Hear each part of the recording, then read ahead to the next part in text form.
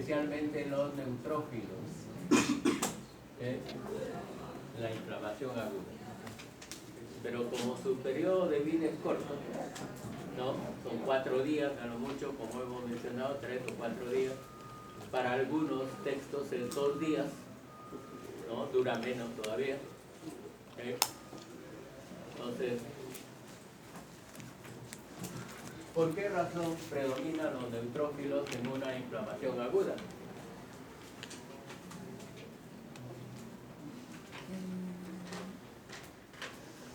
¿Se acuerdan en qué cantidades están los neutrófilos en un hemograma normal? ¿Ah? ¿Sí o no?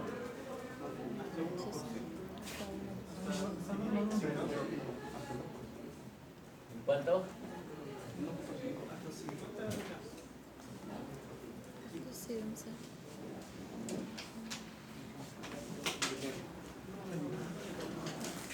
¿Por qué razón creen de que van a reaccionar estos elementos leucocitarios ante una inflamación? Son los primeros en reaccionar y van a dar el nombre de inflamación aguda a la presentación de estos elementos. ¿Por qué razón será?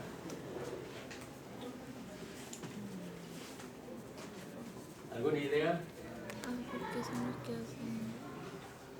En un hemograma normal, estos neutrófilos segmentados están en el rango de 60 a 70%. Es decir, sobre 100 elementos leucocitarios está en ese rango, entre 60 y 70%. Mientras que ustedes van a tener después los abastonados, que a veces están en muy poca cantidad.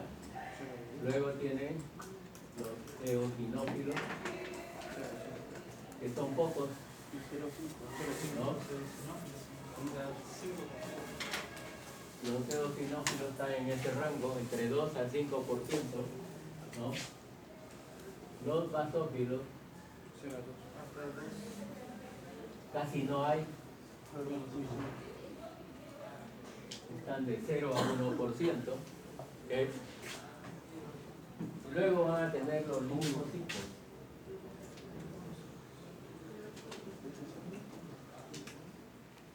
Ya los mononucleares, que en este caso pueden estar en 30 e incluso hasta un 40%.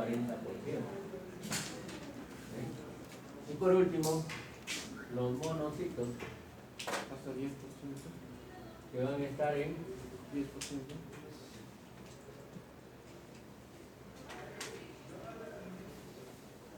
0 a 5 a 0,8%. Entonces, ¿qué elemento leucocitario está en mayor cantidad? Los neutrófilos. Entonces, por lógica, tenemos que deducir de que esos elementos son los primeros que van a acudir a defender. Los neutrófilos, ¿no? Son los primeros que acuden a defender, ¿no? Es nuestra primera línea de defensa. Pero lo malo es que dura solamente, a lo mucho, hasta 4 días, en cuanto a su vida media. Por eso es que los neutrófilos se van a ir formando. En cuanto a la serie mieloide, van a producirse más ante un proceso agudo. Por eso es que se incrementa, ¿no?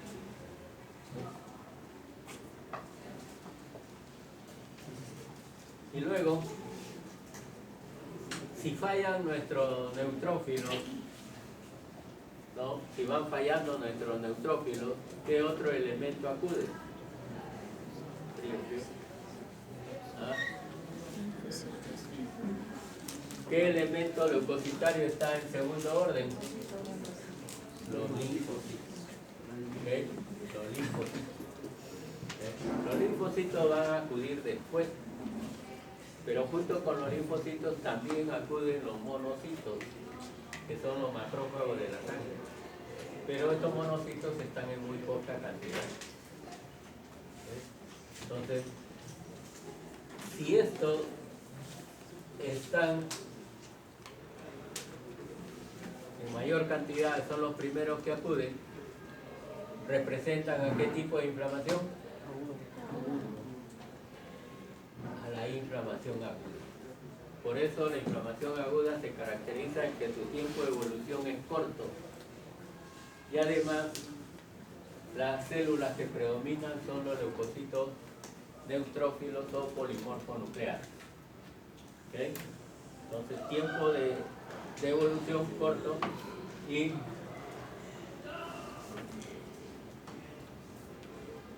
por estar en mayor cantidad son los que acuden primero. ¿Okay? Siempre. Por eso es que ustedes van a tener en su texto de que los leucocitos son considerados como los soldados de nuestro organismo, porque son los primeros en acudir, estos leucocitos neutrófilos, los primeros en acudir a defendernos. ¿Okay? ¿De acuerdo? Lógico que si la inflamación o el proceso inflamatorio aumenta, ¿no?, los leucocitos van cayendo, ya no se dan abasto para defendernos y surgen ahí los linfocitos. Pero ya ha pasado más tiempo. Entonces, ¿cuál es el otro periodo de la inflamación? El otro tipo, inflamación crónica. ¿Okay? Entonces, después de un proceso agudo, viene un proceso crónico, siempre. ¿Okay? Donde predominan los linfocitos y también los monocitos. ¿Okay? Entonces, esto es importante recordarlo porque cuando ustedes tengan un paciente, ¿no?, que tenga un proceso inflamatorio de cualquier etiología, o incluso en la visita normal de un paciente que tenga usted que llega a controlarse, lo primero que le van a pedir es hágase su hemograma. Eso es de cajón, siempre. Lo primero como examen clínico que le van a pedir, un hemograma completo. ¿Okay? El hemograma completo va a abarcar estos elementos leucocitarios, también la cantidad de hematíes, ¿no? Muchas veces les piden ahí lo que es la hemoglobina, el hematocrito, en algunos casos la velocidad de sedimentación, ¿no? Entonces, en eso va a abarcar el poder conocer. Hoy en día hay la facilidad, como todo es mecanizado, ¿no? La mayoría de laboratorios, incluso de muchos hospitales, ya tienen sus máquinas que son, entre comillas, inteligentes, ¿no? Porque te dan los resultados, pero no solamente el resultado del paciente, sino con los valores normales, ¿no? Antes teníamos que aprendernos los valores normales para poder leer el hemograma que teníamos como resultado de cualquier paciente. Entonces ahí recién deducíamos qué es lo que tiene, ¿no? Si era un proceso agudo o un proceso crónico. Ustedes ya tienen la interpretación ahora con esta máquina, ¿no?, automáticas o automatizadas que nos dan valores ya, tanto valores normales como los valores que salen del paciente, ¿no? Entonces va a ser más fácil y más rápido también deducir qué cosa hay, ¿no? ¿Y qué realiza el leucocito, ¿no? Sobre todo estos leucocitos polimorfonucleares, ¿qué realizan para poder defendernos? Si decimos de que están originariamente en el centro del vaso, entonces va a existir esto que se conoce con el nombre de mecanismo de acción leucocitaria. ¿Qué podemos deducir de ello? Hemos dicho que en el mecanismo inflamatorio el vaso se dilata, ¿no es cierto? Se van a separar las células endoteliales, ¿no? Entonces, lo primero que sale es el plasma. Pero, ¿qué va a suceder con los leucocitos? Los leucocitos van a ir moviéndose hacia la periferia, ¿no? Entonces, vamos a tener que el leucocito progresivamente va a estar en esta parte del vaso, ¿no?, que corresponde a su mecanismo de inicio, ¿no? ¿Eh? Luego, estos leucocitos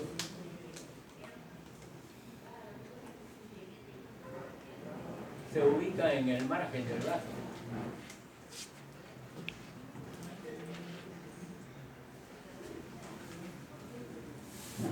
Los leucocitos se ubican en el margen del vaso, ¿no? Ya eso se va a conocer con el nombre de marginación. Se margina.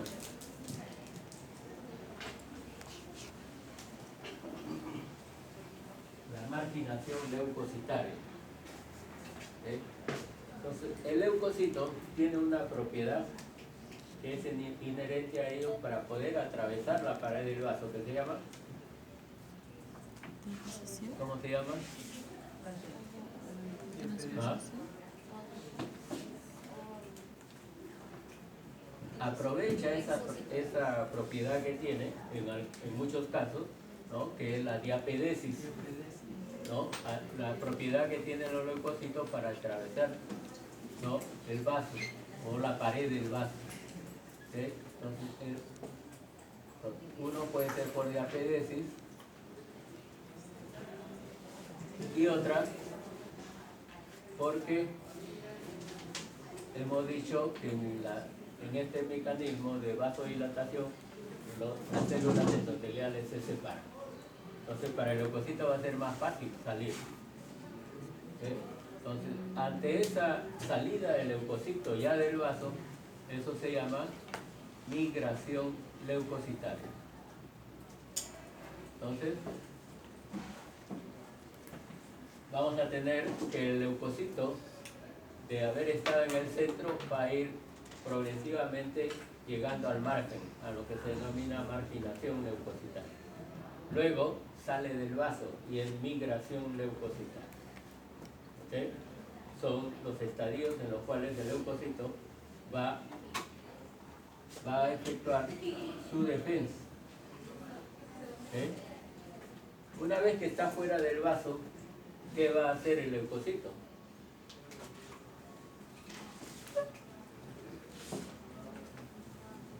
El leucocito va a reconocer al causante de la inflamación como un elemento extraño. Entonces se acerca a ese elemento extraño. ¿Sí? Ya eso se conoce con el nombre de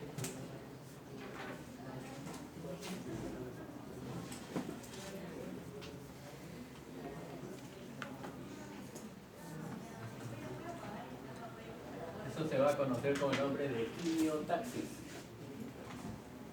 Quimiotaxis, que es la propiedad inherente del leucocito para poder acercarse ante el agente causal que está originando el proceso inflamatorio. ¿Okay? Para que no se olviden, ¿no?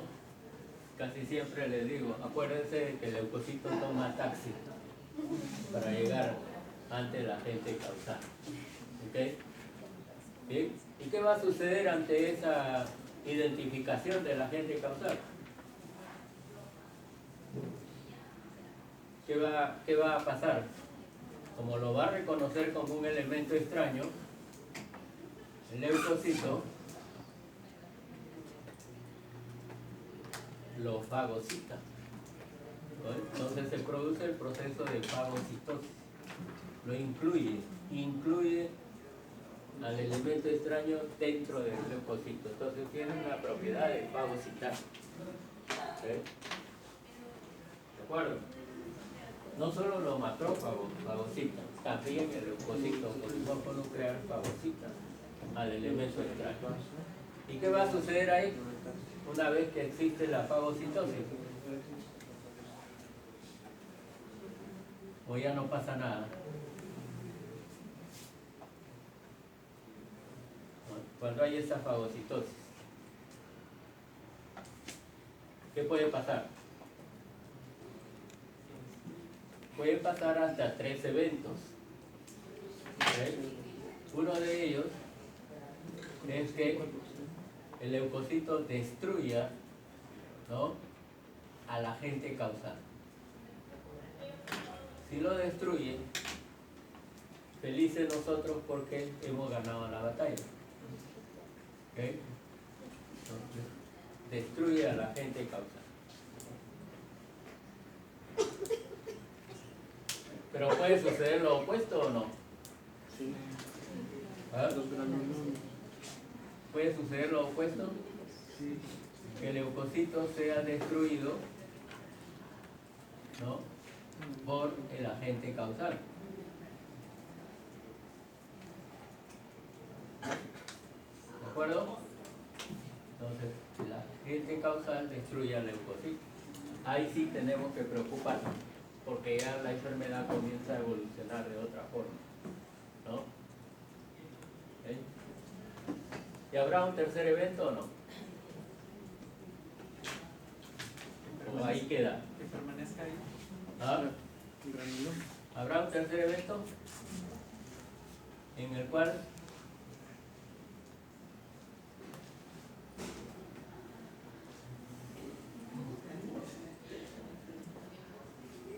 lógico, puede suceder un tercer evento en el cual el leucocito y el agente causal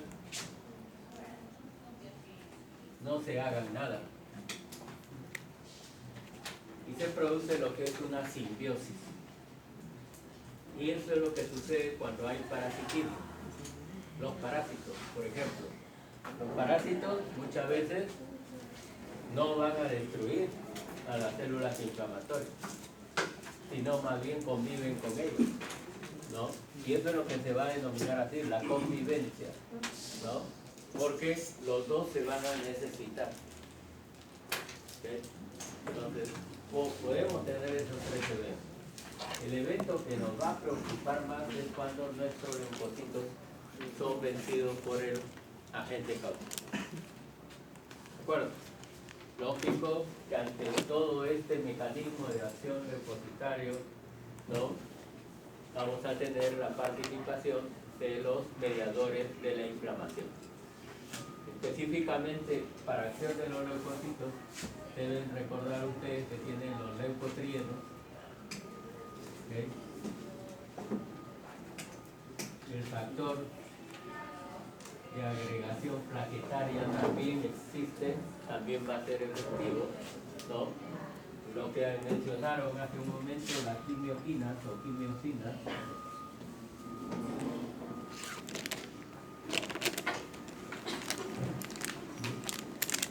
también hay leucotaxinas, ¿no? Entonces, todos estos elementos van a actuar favoreciendo el mecanismo de acción leucocitaria. ¿Sí? Entonces, observen todo el proceso que hay en una inflamación, ¿no? Esto es característico de la inflamación aguda. ¿Sí?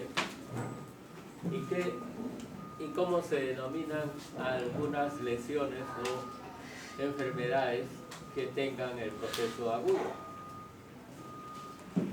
Definitivamente que se va a mencionar el nombre de la lesión y le agregan agudo, ¿cierto? Por ejemplo, una neumonía, ¿no? Siempre de inicio es una neumonía aguda. ¿Okay? Las bronconeumonías también. ¿Okay? ¿Qué diferencia hay entre neumonía y bronconeumonía?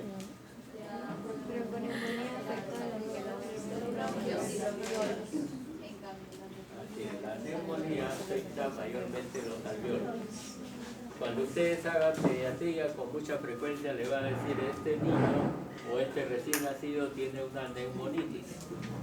Ahí se le denomina de esa forma, ¿no? Pero cuando afecta los bronquios y bronquiolos y además los alveolos, van a tener ustedes el proceso bronconeumónico. En esos procesos bronconeumónicos hay que cuidarse mucho con lo que son las bronconeumonías fulminantes, que siempre, ¿no?, o casi siempre terminan con la vida del paciente. ¿Sí? Son totalmente fatales esas bronconeumonías. ¿Sí? ¿Y qué sucederá con el hemograma?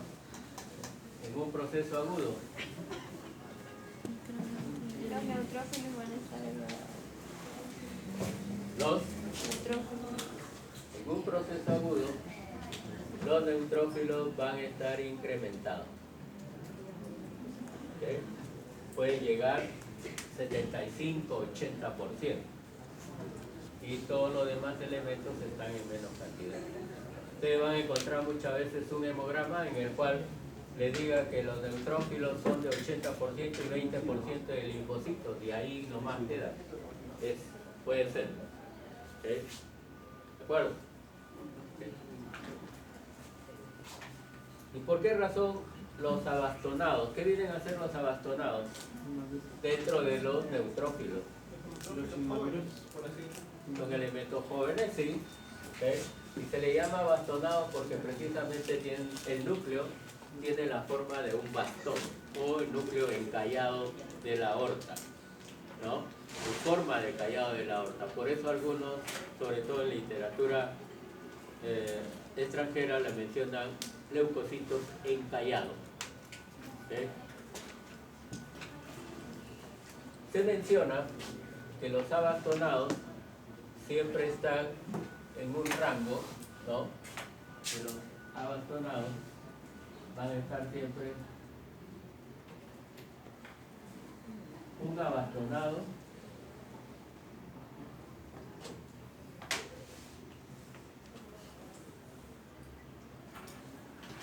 su relación normal es un abastonado por cada 12 segmentados.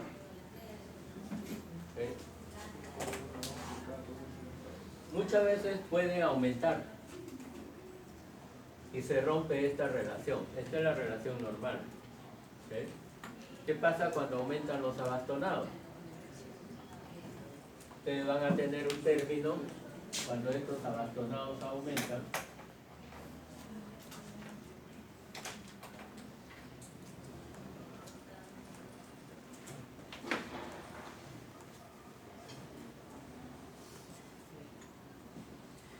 En el hemograma se le conoce como desviación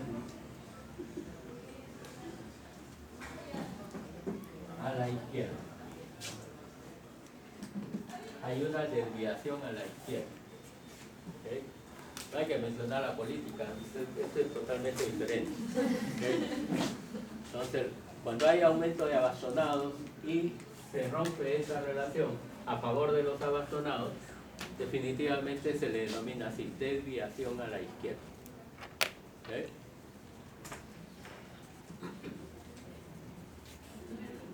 Y esto es característico de esa desviación a la izquierda en una enfermedad que no es aguda en nuestro organismo, sino en una enfermedad que es un proceso crónico, que es la tifoidea. La tifoidea va a cursar con este proceso de desviación izquierda. ¿Okay? La fiebre tifoidea.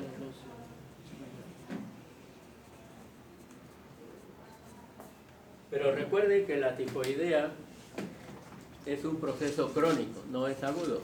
Tiene su proceso agudo, pero ¿no? Con los síntomas que va a presentar.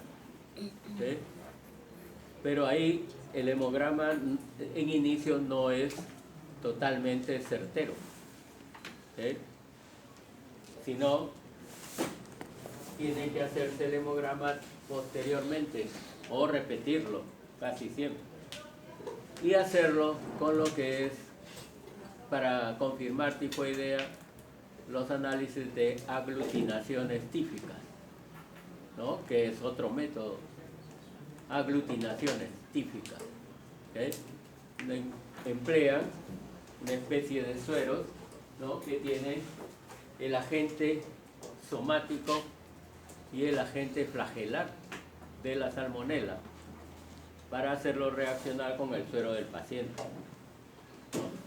Pero en la tifoidea siempre hay que tener en cuenta de que eso debe realizarse pasando por lo menos una semana de evolución de la enfermedad. ¿Okay? Algunos esperan hasta los 15 días para que recién esos procesos de aglutinaciones salgan positivos. Por eso ustedes van a tener aglutinaciones o somáticos de lo que es la salmonela, del cuerpo de la salmonela, y el otro tipo de aglutinación que es el flagelar, ¿no?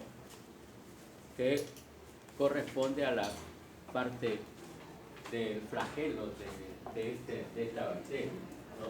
Entonces la salmonelosis tiene un mayor tiempo de evolución y se caracteriza porque pasando una semana o más, ¿no? O con seguridad 2 semanas, las aglutinaciones van a salir positivas. Lógico que el paciente en todo ese trayecto sigue aumentando sus molestias, y las molestias por lo general en la tifoidea son molestias de tipo digestivo. ¿Eh? Entonces puede cruzar con náuseas, vómitos, diarrea, eso lo va a tener constitutivamente. Pero las aglutinaciones son importantes para poder determinar, ¿no?, qué es esta enfermedad. Siempre confirma. Entonces, como es un proceso crónico la tifoidea, lógico que no vamos a tener leucocitosis, sino que vamos a tener una disminución de los neutrófilos con aumento de los linfocitos. En el proceso crónico van a aumentar los linfocitos por excelencia. ¿Okay? Entonces vamos a tener acá una linfocitosis, aparte de la desviación izquierda, una disminución de los linfocitos polimorfos nucleares y un incremento de lo que son los linfocitos o mononucleares en general. ¿Okay? Entonces esto va a caracterizar los 3 elementos a lo que es la tifoidea. Lógico que se confirma con lo que es aglutinación. Las determinaciones O y H, el antígeno somático y el antígeno flagelar, para confirmar tifoidea. ¿Okay? Pero la tifoidea es un proceso crónico, no se olviden. ¿Okay? Por lo menos al 15º día uno va a estar diagnosticando tifoidea, porque ahí recién va a salir positiva la aglutinación. ¿De acuerdo? Entonces, hay que tener en cuenta, ¿no? La desviación izquierda es también, ¿no?, característico de este proceso crónico, pero se da por el aumento de los abastonados. ¿Okay? Sí. ¿Ah? ¿Sí? ¿Sí? ¿Alguna pregunta hasta ahí? Sí. ¿Cómo? ¿Qué es la desviación a la izquierda exactamente? La desviación a la izquierda específicamente es, ¿no?, cuando se rompe la relación entre abastonados y segmentados. Lo normal es que sea un abastonado por cada 10 o cada 12 segmentados, ¿no? Cuando se rompe esa relación a favor de los abastonados, vamos a tener desviación a la izquierda. Pero ustedes en sus textos van a encontrar también que hay desviación a la derecha. Entonces no queda solo desviación a la izquierda, también es desviación a la derecha. ¿Okay? Pero que en nuestras patologías lo más notorio es esta desviación a la izquierda, sobre todo en la enfermedad denominada tifoidea o fiebre tifoidea. Bien, no se olviden de todo este proceso que siguen los leucocitos también para afrontar nuestra defensa, ¿no es cierto? ¿Okay?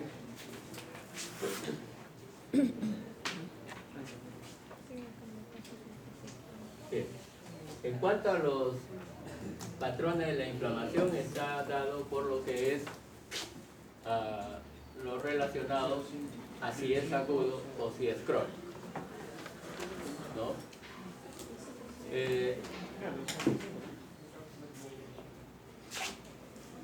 Cuando yo comencé a estudiar patología, ¿no?, en mis años de estudio, ya hace muchos años, se tenían 3 tipos, ¿no?, de evolución de una inflamación. Salud.